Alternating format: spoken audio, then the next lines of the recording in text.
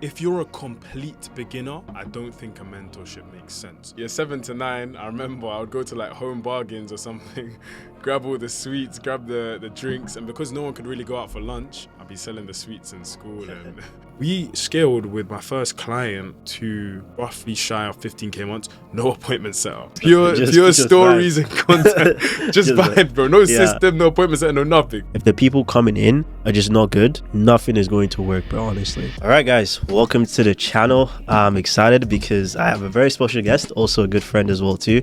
As actually a student in, my mentorship specifically, and he's made a lot of money. And what we're gonna do is pretty much just like talk about pretty much like everything he did, from how he started to how he got here, the stuff he learned, the mistakes he had, so that hopefully you can learn from, the stuff that I've been able to teach him and the stuff he's been able to do as well too, and pretty much like get a clear idea of what it takes to actually get to this level. So I'm going to introduce Isaac, the man himself, a growth operator, work with a bunch of clients. And what's your biggest ever month that you actually made?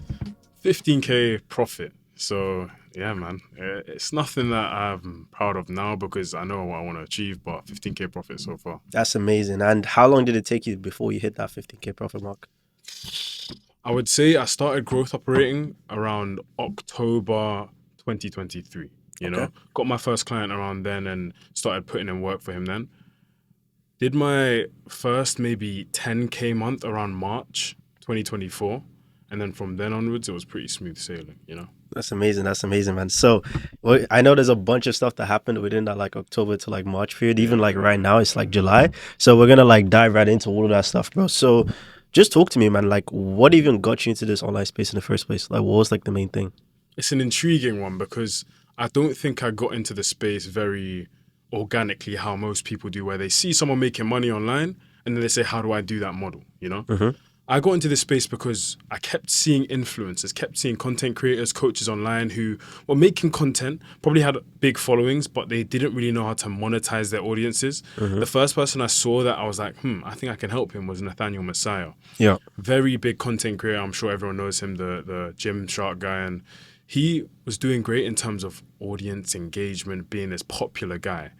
But I truly believe that he could make easily 200, 300, 400, 500K every single year, And so I saw his audience, saw what he could have done, and I reached out to him, but nothing really happened off that. But off the back of that, I knew, okay, this is an angle. This is a market that I want to be in, So what made you like realize that? Because I feel like a lot of people, they see all these people that follow like a bunch of influencers, they have, 100K, 200K, but they don't really think like the money side of things. So what made you start thinking about like, wait, this guy can actually make money? Like what brought that thought into your head? Genuinely speaking, I've always been a very business oriented individual. Like when I was younger, I was selling everything, selling trainers, PS5s, electronics, everything you could think of. Yeah. I was always trying to hustle in school and make money. So I'm always looking, and I think it was that clip from Andrew Tate where he said, the first thing you want to do with business is look at other businesses and see how can they make money. Look at a coffee shop. How did they make money? How can they make more money? How can they cut costs and expenses? So I kept seeing that. And then further than that, it goes down to this concept, information and implementation, right? Nathaniel was just selling workout plans, £15, £20, £30. And yes, he made good money from that. But the reality is he's selling the lowest level of a solution.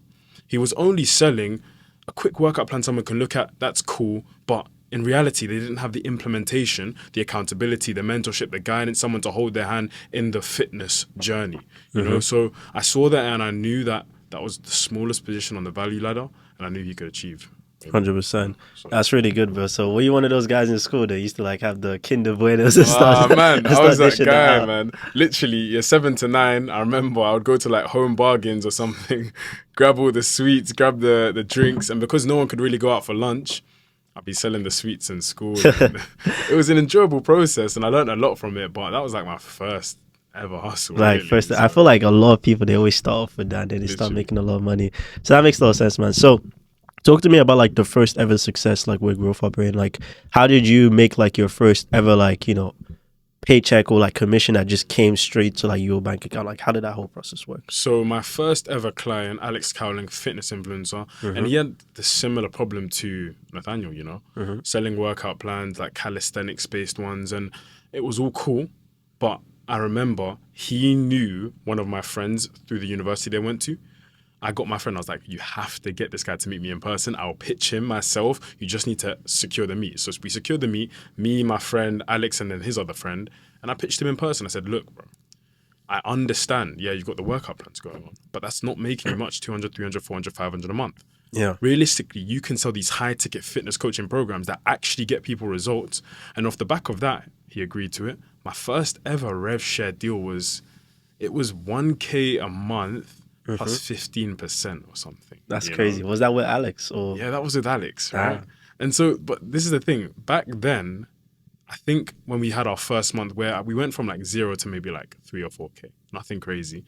But even then, it was a difficult one because that 1K plus 15% was like almost half. So it was like, even he was like, okay, cool, this is cool. We're doing something, but I'm basically giving you 50% of the business. Yeah. So we angled more onto the rev share side. I remember it was more about maybe like December, January, where we decided instead of doing 1K plus 15%, we'd go into more of a 35% basis, pure rev share. But that's obviously amazing because you're paid purely on performance, Of right? course, yeah. Like you're paid purely on the fact that if you get them results, if you make the money, they make money, happy days, everyone's more happy. 100%. So yeah, bro, like that's actually pretty interesting because you got the client and you got him some sort of like results. Like, where were you getting your information? Because were you just like freestyling everything, or where did you get your information of what to do and how to get results? It's funny because back then I used to watch you, Suwe, Waleed, J. Ruve, and Eddie Cumberbatch as well, because I think I don't want to call him the godfather of growth operating, but for sure he was doing his thing. Like he was putting out a lot of content. So I was watching you guys. You were making a lot of good informational videos and I was really trying to piece the puzzle together. But the problem was I didn't have the whole formula. I just had like the stuff I was just straggling along, getting the random piece of information. And they were working enough to the point where I scaled Alex to first month, 4K, second month, 12K, I believe, right? His whole offer. And so it's a case where I was like, okay, something's working, but what comes with that is inconsistent results because I didn't really know how I got the results. I kind of just got the results. In a sense, So. I feel you. So what made you realize, like after like, binging a bunch of these videos, watching it, what made you realize, what, I kind of need like the formula to like, scale past this? I kept seeing so many people. I mean, Alex Hormozy, he has a mentor of some sort. All the big guys you see, even if we go to the most basic level of footballers, Cristiano Ronaldo didn't become the best player in the world by himself, you know? So you need some sort of guidance. And I think the most accelerated path is to find someone who's doing exactly what you want to do, or in your space and industry at least, and just buy their knowledge, Yes, you could gain their knowledge by just buddying up to them and becoming like a friend to them, but that's a bit wayward, So I kept seeing your results. You were getting crazy results for the guys in HTP, now hybrid consultant. And so I was like, this has to be where I need to go, This is the guy. Because I consumed everyone else's stuff and I felt like you were the most knowledgeable in a sense. And on top of that, you seem like you actually cared about getting people results, which is what I respected massively, Yeah, so 100%. No, I appreciate that, bro, honestly. So it's like, there's a lot of people that would be kind of like in similar shoes as well, too. They're making like a decent amount, but they don't really think like a mentor is going to like take them to that next level, bro. So like, what would you say to those types of people that like are just kind of like on the fence where they're just like, consuming information and they're just trying to like piece everything together? Because you were in that spot before and like you made a decision, obviously. So, what I think? I think if you're a complete beginner, I don't think a mentorship makes sense. Just on the basis that you haven't even done the hard work of making something happen. You don't even know if this is the business model you want to select. Of course. I respect all business models that leverage the internet, leverage AI, leverage social media. So maybe growth operating isn't even for you, but you don't know yet. You haven't broke the mental barriers to understand that you can actually achieve things. Of course. So I just don't think a mentorship makes sense in that position. However, if you've garnered some success, right? Even if it's that first 1, 2, 3, 4K, definitely buying someone's information will help you avoid all the silly mistakes, take the most accelerated path, and overall just have someone as a soundboard. Someone that you can literally bounce ideas off and they'll tell you, I'll be honest, I tried that, didn't work. I'll be honest, I tried that did work, So I think it's incredible and you just need to take action, honestly. 100%. So yeah, obviously you took action and like, you joined like the whole mentorship and the program itself. Like, what would you say was like the biggest thing that like you started doing like that you weren't doing before that just allowed you to just accelerate the results you're getting, not for just for yourself, but for your clients as well? You allowed me to work on the business and not in the business, right? you refined for me. I remember the first touch point I had with you where I paid you some sort of money was a consultation call Yeah. where it was for appointment setting. Mm-hmm. That was crazy sauce. Crazy sauce. Yeah. Just on the basis that I wanted to hire my first appointment setter, but I didn't know the framework they needed to follow. I didn't know how to find a good appointment setter.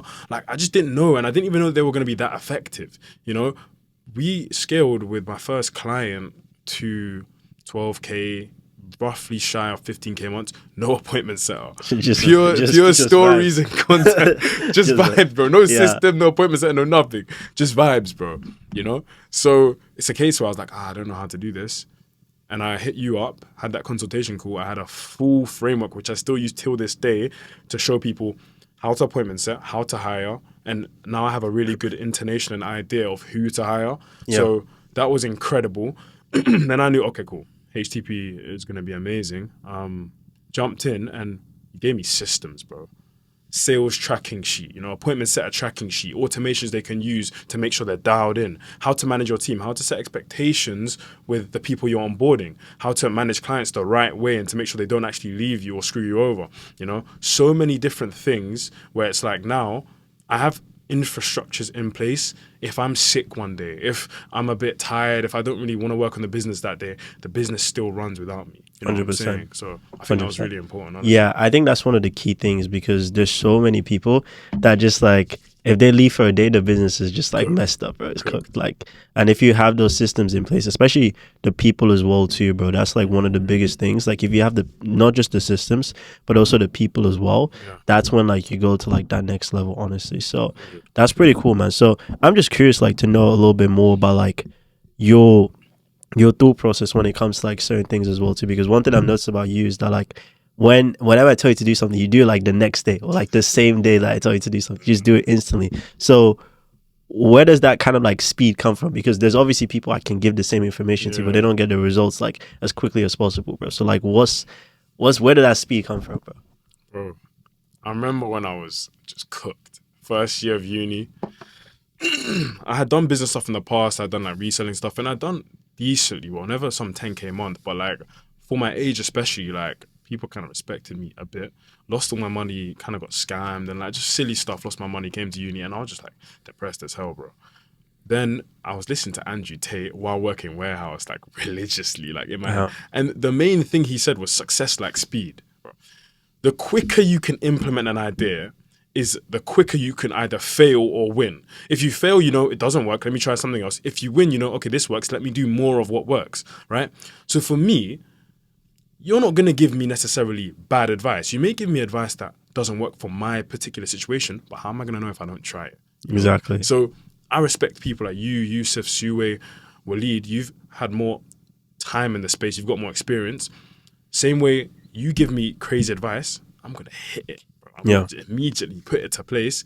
And if it works, well, 99% of the time it's worked. Exactly. I'm happy, bro. I'm up on the scoreboard. Exactly. But if it doesn't, I know that didn't work for me. Let me ask you again. You'll probably say, okay, the reason why it didn't work is this. And then do this, So it's simple, bro, honestly. Exactly. You just find something that, you want to do. You try it out. If it doesn't work, it doesn't work. If it works, you just keep doubling down on that thing. Because, that's like one of the biggest things, bro, honestly. So when it comes to like, obviously, you build systems, you build structures and stuff like that. I'm just curious to know, like, when you actually start getting the money, like, what do you actually do with it? Like, what's like your whole like process? Because I feel like some people, they can't really fathom making that amount. Like, what do you actually do with that money? Like, how do you like take care of yourself? I know like you travel, like recently you did some flipping Asia world tour or something like that. So what do you actually do with it, bro? Do you know what it is? For me, this is nothing in terms of the fact that, and I think you have the same aspirations, so do a lot of high-level guys in the space. We want to be millionaires, bro. You want to retire your parents forever. You want money to be like a random thing you chuck about, in a sense. You don't want money to be your bind. So many people in life, they have this thing that, money doesn't mean anything. And then they're working a 9 to 5, 40 hours a week, spending the majority of their life doing something that doesn't mean anything, right? Yeah. So for me, it's a case where right now I'm not in this splurging phase or like trying to buy a Rolex, trying to buy a car. It just doesn't really make sense. Of course, yeah. I have to be in the building phase to build something incredible that will last me a long time. But I do believe traveling is one of the best investments you can make. That's not an expenditure, that's an investment. Of course, I'm talking about proper traveling and not going to Ibiza on some lad's holiday, you know what I'm saying? Like actually soaking up a culture. Because for me, one of the most incredible periods of my life was the period where I traveled. I went to Bangkok for like 2 to 3 weeks and then Bali for like 3 to 4 weeks. Honestly, the most incredible period of my life, and the basis that, number one, I had to learn how to run my business while traveling and trying to enjoy myself. That was difficult in itself. But on top of that, the network I gained from that trip, I gained like one of my biggest clients who has 1 million followers off the back of that trip by meeting him in person, you know? And so many networks I built, so many synergies I built between different people who are higher than me, like clear of me. So it's the point where I'm seeing these people who are high energy and I'm like, damn, I need to step up, you know? Yeah, 100%. So I think if I were to say the main expenditures, obviously business costs, but I don't really splash on myself. Just like, if I want to travel, you got to travel. Exactly, yeah. I think that's one thing that money just gives you. It just gives you like, it gives you a bunch of access to a bunch of different places that you wouldn't be able to get into. Like you being able to like go there, you know, because, you know, the business was doing decently well and then boom, you sign a client. So, because if you're hanging around those like nice places, you're not going to be around poor people, if you know what I mean. And like, if you're with those people that actually, you know, make a lot of money, they can impact your life as well too, like, you know, positively. So yeah, that's really good, bro, honestly. So let's go back to like the growth operating stuff, because I feel like that's like where the meat is at. So specifically, what was like the biggest months that you did specifically for your clients? Okay, so with Callum, Raymond, C-Ray Trains, fitness coach / influencer, the biggest month we did was last month, and that was just shy of 40K, bro. We were on 38K. Oh, that's good. Just on the back that we had a 2K close, but then the person refunded it. So we were going to hit 40K, you know what I'm saying? It happens, man. It happens, but, that was incredible, and that was good. With Alex, 25K, and then Ollie, the tennis coach I work with, 10K. You know? So those 3 clients, just running up with them. Recently signed Tristan Social, big dating coach, 1 million followers. Amazing. I'm gonna rip it up with him. Goal is to easily get him to 100K a month, and I think that's more than tangible. Just on the basis of the things that he was lacking before I joined and the team that we're putting in place. Like, already got closer, 3 setters, appointment setter dialed in for him. We're just building out the offer properly and ripping up the content in terms of transitioning from purely entertaining to educational, nurturing content, because I think that's one of the binds that a lot of influencers have. Yes, you can build a brand or build a personal brand, and that's cool. That's amazing.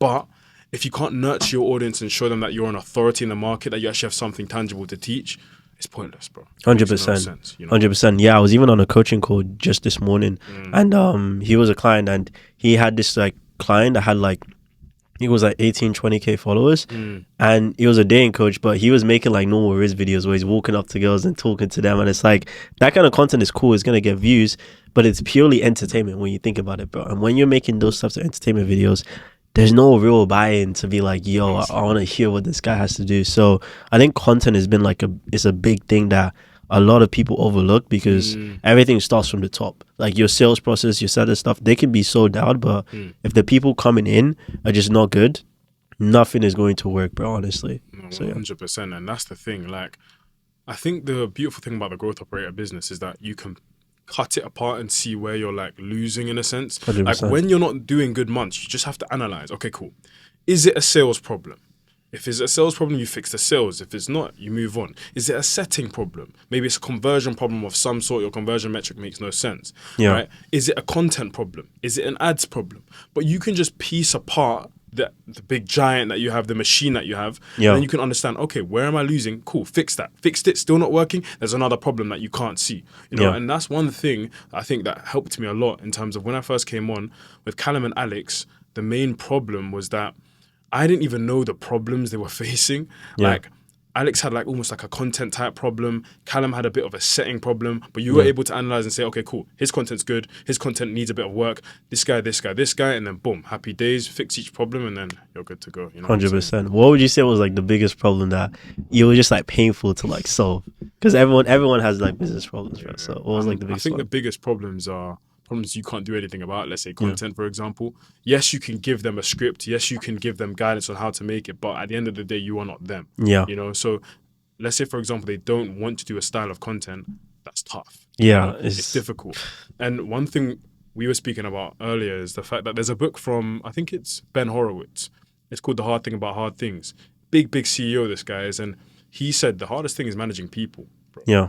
Systems, like certain things inside a business you can do something about, but people they're changing, ever changing. One person who maybe could have been like someone alongside you, they may have changed their angle. Maybe they don't want to do something anymore. Someone inside your organization could have been a key piece, and then they're like, I don't want to do this anymore. Yeah, exactly. So it's like, bro, what do you do? Even clients, you could say they have one vision, and then all of a sudden they're like, nah, I don't really want to do this. So then what do you actually do, Yeah. And that's one thing you taught me about expectations. You have to set the expectation beforehand, and then you're going to be good to go. 100%. Yeah, because there's only really like the whole like stuff about like making money with business. It's all simple stuff. Like sometimes it even becomes math. I like the simple thing, but the thing that's like difficult is just like the people management game, bro. It's like once you can get good at that, setting expectations, you're going to just like build a company of people that actually want to like work with you like long term. 100%, because I made so many mistakes as well too, like with expectation management, and that's why like I'm able to teach people and like explain it 100%. So that's good, man. That's good. So talking about like the business problems specifically, like when you analyze like the whole growth operating business stuff, it's mainly just like a couple of different things. It's mainly just like it's the market, the people you're selling to, your offer, traffic, your conversion process, and then your sales stuff. So it's like out of those like whole things, what would you say was the thing that you just didn't understand before you came into like hybrid consultants and stuff? 100% the setting. I didn't even know how important a setter was in the first place. I didn't even know that they could be such a significant part of a business. As I said to you, you helped me hire my first setter and put an actual setter framework within, and now it's a case where your content could even like not be performing well in the algorithm. Sometimes the algorithm kills you, bro. It's tough.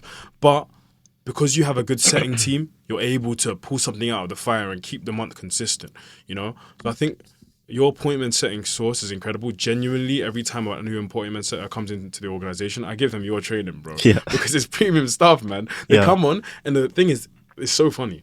Appointment setters come on and they're like, oh yeah, I've been through this training, and I'm like, cool. We do the interview and I'm like, yeah, you're cooked. I said, it's fine though, because you have potential and you seem like you're a coachable person, so I am going to take you on. I give them your training and they're like, damn, that's good, bro. I didn't know that about setting. Because setting is simple. All it is really sales, and sales is where is the prospect? Where do they want to be? What's been holding them back, the roadblocks? How do we make this gap as large as possible? How do we build their pain? And then from that point onwards, how do we bridge our solution and put it in the middle? 100%. That's all it's about, right? And if they have that in the DMs, they're going to do incredibly well. Of course, they need to qualify and everything like that as well. Yeah. But you taught me that framework, and since then, I've had a much clearer understanding of appointment setting as a whole. Yeah. And then how it filters in with the content and everything like that. 100%. Yeah, because appointment setting was like a big thing, because I was in a bunch of programs where like the whole thing was just like appointments.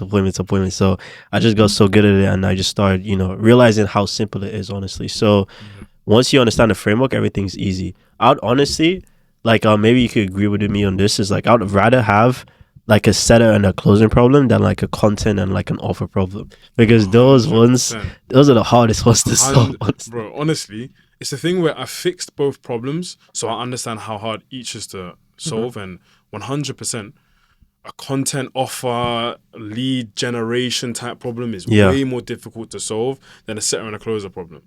Setter and a closer, with the closer, if they're not cooking, you either need to give them better training or you need to get them out of there. Right. Yeah. With setters, of course, you need to set good frameworks with the team and consistency and that type of stuff. But for sure, the problems aren't usually as bad as you think. Yeah. With content problems, I've taken, let's say, for example, one of the newer clients I onboarded, the tennis coach, from when I first had him, 26K followers to now like 55K followers. It's crazy. And then on top of that, actually nurture the new audience to make them not just like tennis, but want to actually buy from him in a sense. Yeah. And so I've seen that, okay, you can fix those problems, but sometimes you're doing everything and it's still not fixing. So it's like, do we have to run ads? I don't know. It's a bit difficult, But 100%, I think set a closer problem is a nicer problem to fix. Yeah, it's a nicer problem, honestly, because like you don't want a situation where like the setters are doing the work, the closers are doing the work, but like they're telling me 90% of the people they're talking to don't even make 1K. It's like, how are you supposed to like, it's fucked. Yeah, 100%. It's one of the like hardest things to like fix, honestly. But once you get that, I think you're going to be doing really well. So once you solve those problems and like, you know, you understood like how your business used to operate, what does it like your day to day look like? Like every day, like what are the things that you work on in your business to, you know, make the amount of money you're making right now? I recently got a virtual assistant. She's cooking. She's amazing. I think she makes my business a lot more dialed. So I do start by jumping on a call with her, go over like the intakes from the day before to make sure that everything is good. And for my teams, I make sure we have like a daily target, because you can say I want to hit a 30K month, a 50K month, a 10K month, but you have to divide that into the day to days. It's Daily like inputs, of daily course. input and daily output, you know?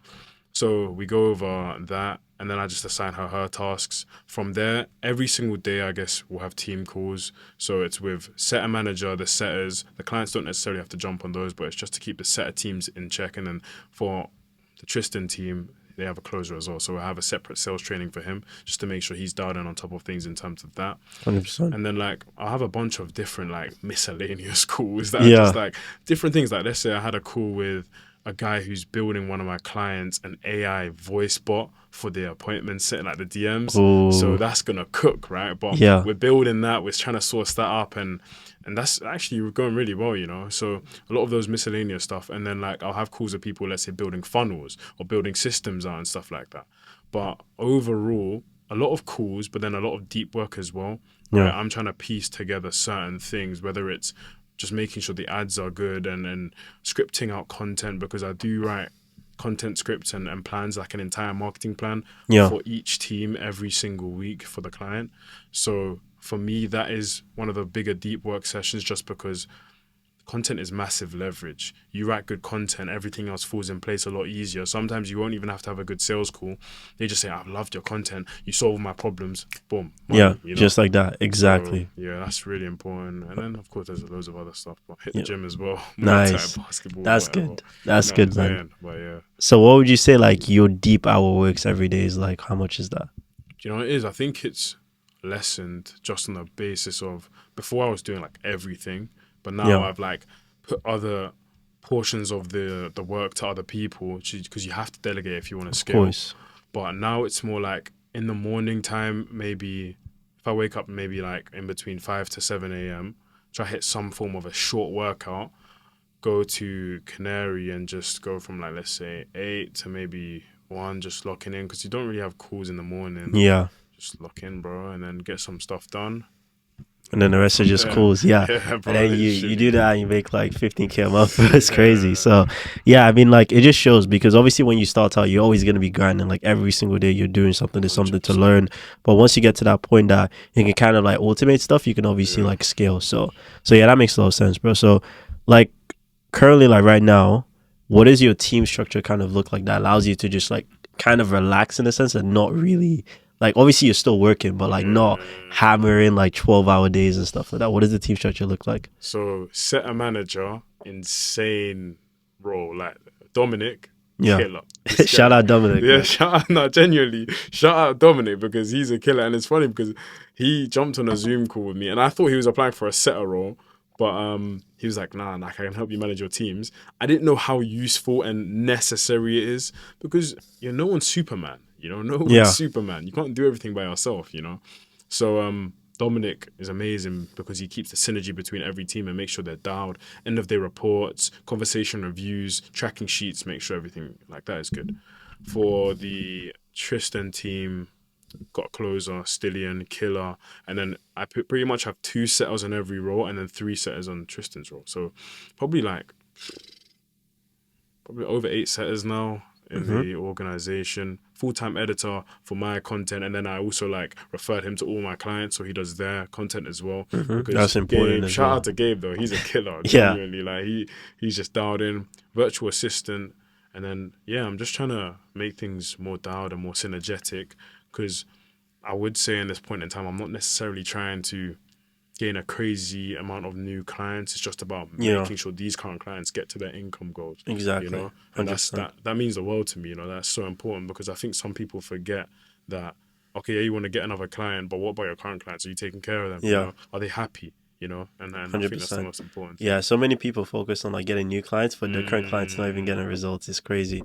That's really good, bro. Because it's kind of lean. Obviously, people say like, oh, 8 setters, but it's not like they're all like super like full time. They all have like stuff that they do as well too. So mainly it's just kind of like you got your VA, got your seller manager. No, you've also got like you do the editor as well too, which is like that's all you need. Honestly, that team could probably take you to like 20, 30 like consistently, and you wouldn't really like go crazy. Honestly, 100%. Honestly, so I think it's a thing where the good thing about growth operating, of course, if you want to scale to dark areas like 50, 100, you have to just replicate those teams multiple times.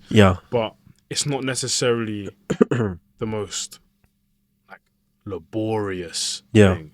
You have to work hard in any business model if we're being realistic. So it's a case where I enjoy it because you can piece together each thing. Like there is no business model where you can do paid ads, learn content, learn how to manage people. You're basically a CEO, but like at a way smaller scale. You know, so I think it's incredible, honestly. And then of course, the fact that it's rev shares means everyone's paying on performance, so you're incentivized to go higher and higher and higher and higher. Exactly. You know? So I think it's incredible, honestly. 100%. What would you say to those people that think like growth operating is like a scam? Because I feel like a lot of people have always said that, oh, it doesn't work, it's just trash. Like, what would you say to those people? Do you know what it is? I think growth operating is just a newer term. It's been a business model for so long now. It's like all you're doing is finding someone who has either expertise or attention and monetizing them. A music label is essentially growth operating because you've got someone with this crazy talent and who's gaining attention towards themselves, and then you're saying, okay, you've got this attention, we're going to actually help you make money, we're going to handle all the tours you do, we're going to handle the publishing. A book publishing agency is growth operating in a sense. Exactly. Because you're just someone with talent but who needs the output, you know, the exposure. Attention. You're giving them that. All you're doing is the fact that people have talent, they have creativity, they have ability, but they may not have the business mind, and you're just the business mind behind it. You know, football agents, it's the same thing, bro. It's all the same thing. Connected. So people saying it's a scam, I mean, bro, it's just a new term for a business model that's been around for years. 100%. Right? And so they just need to tap in and actually just work, bro. Exactly, 100%. Because there's so many other industries that like this whole thing is like in there. It's just like I feel like people, they get the terms and then like, you know, they associate the terms with some like, you know, negative connotations. So 100%. So I'm just curious, bro, because like I've always had this thing where like, especially when like you're younger, you start like making money specifically. Like how is it with like your whole like social life and stuff? Like do you like do anything? Like, you know, do people like reach out and be like, yo, Isaac, could you pat me still? How is it like? That's funny. Do you know what it is? I feel like, and people can say if they agree with me or not, I don't really care, but I feel like I've stayed the same whether I have money or not, you know? Because I just think it don't really make no sense to change up. Money's an amplifier. It doesn't change people. Exactly. Who you were and who you are now is just amplified. Right? So that being said, with my friends, I still see them, not as much as I used to before just because I'm hella busy. But I still love them from the bottom of my heart and we see each other as much as possible. With people who I travel with, like let's say Peter, for example, one of my really good friends, but also someone who I do business with in a sense, like we grow together, you know, and it's just like the brotherhood in a sense, keeping people around you who are going to push you every single day. And he's one of those 100%. incredible people. My brother, like he supports me all the time and he's just an incredible guy, all my family as well. But it's a case where on the girls' side, nah, you got to push that to the side for a bit, man. It's grind time, you know. It gets busy, bro, trust me. You don't push want that to the side. And then social life wise, I'm not really someone who like likes to go clubbing per se, just because, bro, like it's such a degenerate activity. Bro, I'm not saying like you should never ever go to the club. That's fine. But people who go like twice a week, once a week in uni, that's so cooked, bro. You know? It's like every day, you know. Bro, they look forward to Friday, and that's sad. Look forward to every day. You know what I'm saying? And like, bro, like I've never drunk alcohol, I've never done drugs, so what am I gonna go to the club for? To just be in the dark with some music, you know what I'm saying? Like, nah, I feel you, bro. Yeah, trust me, I've never been to one, bro. So these ones, I don't know, I don't see the appeal, honestly, bro. I actually don't see it. So that's good, bro, because yeah, like you said, bro, it doesn't really change you, it just kind of like amplifies what you already currently have. So that's cool, man. So what would you say was like the biggest thing that you learned specifically from like the whole mentorship that just allowed you to, because obviously it's not just the business is down, also your mindset is down as well too. Obviously you get that from the start, but I'm sure there's things that you learned specifically, not just, you know, maybe from me and also from other people in the program itself. What were the things that you learned that allowed you to be like, this is it, and scale to that next level? I would say it's a newer thing that I learned from you, and it's the value of SOPing everything that you've learned. SOP, standard operating procedure. Filming videos, modules, getting systems together of everything you know, so that number one, in terms of selling that, you can really monetize that. Like you were telling me about all the really B2B stuff you're doing just on the basis of having the knowledge and the system that you have and being able to say, oh yeah, I have all the systems to plug into your business. Here they are. X amount, that's incredible. Number one. But number two, giving your team way more synergy. How many times are you going to say the same thing over and over again? Or you could simply record it one time in a Loom video and say, this is how you hire a good appointment setter. Boom. Just like this that. is how you do this part of the sales call. Boom. This is how you film very good content. Boom. This is how you handle someone in the DMs who's doing this. And then you SOP it all. And then it's like, Isaac, I need help with this. The setter's asking. You're like, have you watched that video? No. Go and watch it. Go watch the video. You know what I'm saying? It saves you so much time. So I'm in the process of doing that right now. I think it's going to save my life. It's gonna make me so much. Trust me. It's so satisfying to be like, oh, have you watched the video? And they say no, you just tell them watch the video. And then they have no questions after that, literally. So that's good, man. That's good. So obviously, like we know, like obviously where you are right now. So what's like the whole goal, man? Like what's like the next like 6 months goal looking for you right now? If I were to say the next 6 to 12 month goal, I want to get to that 83K a month venture, or like the target in a sense. Mm-hmm. It's audacious as hell. Right? Yeah. That's like the $1 million month. The reason why I say 83K is just because it's the $1 million. Yeah, that's $1 million a year. Like if you did that for 12 months consistently, you're making $1 million a year, And obviously, I'm not trying to say when you get to $1 million, like, oh, everything's just green. I think you probably have more problems, right? Exactly. But it's a case where, for sure, with the agency side of things, combining the agency with the B2C stuff I want to do soon, like, I think that would be incredible. Yeah, you can do that, honestly. You can get the agency to a point, because what the agency is going to do is like, it's like an actual structured business. So you can get that to the point where you're working with only high-level clients. You have smart people in the back, and those smart people are getting paid really well. And then you have like your stuff where you're just talking about what you're doing, and you're getting people being like, how'd you do this? How'd you do that? And then you could get it to that point quite easily. I know so many people, they're just maybe doing like B2B, and they're scaled the B2B stuff to like a high enough level. And the same thing with B2C as well too. It's just obviously picking your venture, man, honestly. So yeah. Bro, 100%. And I can't wait for the future, what the future holds. I think just have to stay consistent and not get complacent. 100%. I think the biggest thing is that complacency kills, Yeah. Like, you could get to X amount, and especially I'm moving to Bali in like a month. Yeah. So if you're making X amount over there, bro, you have everything's you know what I'm saying? You have no incentive to work, right? But you have to have deeper goals than, okay, I want to make X amount, or I want to do X thing. It has to be, you have the reason why. Why do you actually want to do this thing? I say this in sales calls. If your reason why is very shallow, you're not going to get anywhere, because when it gets tough, you're going to be like, time to check out. But if your reason why is very deep, if you have a strong reason why, when it gets dark, when it gets difficult, you're going to be able to say, you know what? I know why I started this, so I can keep pushing forward. 100%. I respect that, honestly, bro. So yeah, man, like what would you say to anyone that's kind of like in that position where, they made a little bit of money, but maybe they haven't like made the amount that they want to make, and they're just looking for people that can actually help them get them there? So what would you say is like, one piece of advice to those types of people that might be watching it right now? I think for sure you need to have some formula of what remotely works, and ram that thing that you found out that works. Do as much as possible. If you then keep doing that and garner no success, you're doing the wrong thing. And then you pivot. If you have some ability to pay for some knowledge, mentorship, something, do it if you feel like it makes sense.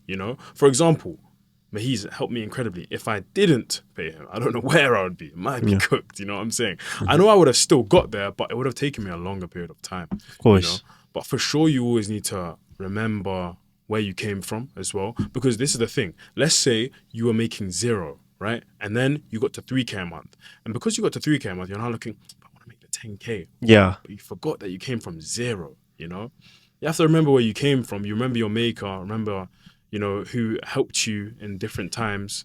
But then further than that, you just have to put in the actual day-to-day work. 100%. Daily inputs. That's like the main thing. Yeah, literally, bro. It's like, the life you live is the life you chose. That's like a Luke Belmar thing. Yeah.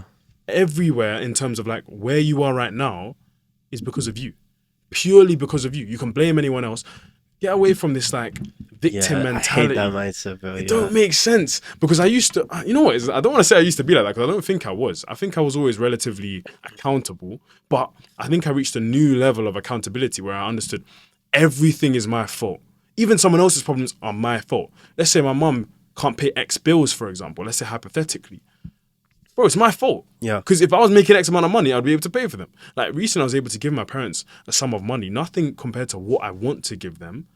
Bro, like, that feeling is incredible. Exactly, and like they actually get proud of you as well too, bro. That's the thing. It's insane. And I was speaking to one of my mentors, and he makes an insane amount of money, and he was able to pay off his parents' mortgage. He was like, "There's nothing greater, But no better feeling, bro. Honestly, yeah, bro, exactly. genuinely, man." So I want to get to those realms, and I know for a fact anyone watching this, you want to do that too. Whether it's your parents, whether it's do something for your friends, whether it's do something for even if you have kids, if you want to have kids in the future, who knows? But I know what you want to achieve. You just have to make sure that you do the things necessary to achieve it. You have to 100%. keep pushing when it gets dark. You know what I'm saying? 100%. So yeah, that's what I would personally say, honestly. Bro. Respect, 100%, bro. So, yeah, man. Like, final thing I want to ask as well too. What would you put the mentorship like in the scale of 1 to 10? Where would you put that, bro? Nah, genuinely, no sales stuff, no plug stuff because Mahiz is here. I've made reels that bro, I literally the other day I sent him 2 reels like, oh bro, I had like a podcast reel type thing and I literally just plugged the mentorship. Let's do a collab post. Bro, I promote Mahiz's thing to people he doesn't even know on a basis that he's helped me massively. Genuinely, bro. I want to say I appreciate your help, so good, bro. So good. Honestly. Yeah. 10 out of 10, man. You can't go wrong.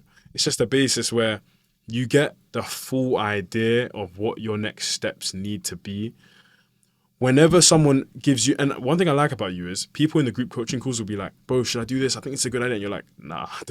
Like, you'll be honest, bro. You'll just be like, it's not a good idea, bro. You know what I'm saying? I'm super blunt with everyone. You know what I'm saying? You're just straight up. You're like, yeah, I personally wouldn't do it. But if you want to do it, I've told you don't do it. But you know what I'm saying? You're realistic with it, you know? So I respect that massively. The source was serious, like top tip. I don't think I've seen, in the growth operating space specifically, there's a lot of people, you know. There's Eddie, Yusuf, Suwe, like a lot of people. But genuinely, I would say, and this is not just because I know you personally, but I would say you've got the best knowledge in the space just because of the fact that you've worked with a lot of high-level people like Serge, for example, so you can attain the knowledge that you got from them. But then further than that, you really like break things down into the actionable steps. The good thing about HTP or hybrid consultant is that the videos weren't like 1 hour long for no reason. Yeah. But they were 10, 15 minutes, piece. How to do this, how to do this, how to do this. So then you can just watch the stuff that apply to you rather than you watching the whole thing and being like, yeah, I've got this information now. What do I do? You know what I'm exactly. saying? So many people do that, bro. They have like 40-minute videos and you leave the video with more questions than you had before. It's crazy, honestly, bro. But yeah, man. 10 out of 10, man. Nah, I appreciate that, bro, honestly. So I'm going to plug Isaac's socials in the description. Everything's all going to be there. So yeah, man, any final piece of words? Anything you want to say? We're good? Yeah, man. The come up is on the way. I mean, I'm working incredibly hard now. Just trying to scale up the clients 100% and launch my mentorship soon because I have to follow in your steps. Of course, bro. Yeah, that's the way. That's the way. Just stay tuned for the content and keep going, bro. And obviously, all praise to Jesus Christ. I appreciate you. And yeah, we'll keep going, bro. Let's go, my man. Take care. Appreciate you. See you in the next one. Peace.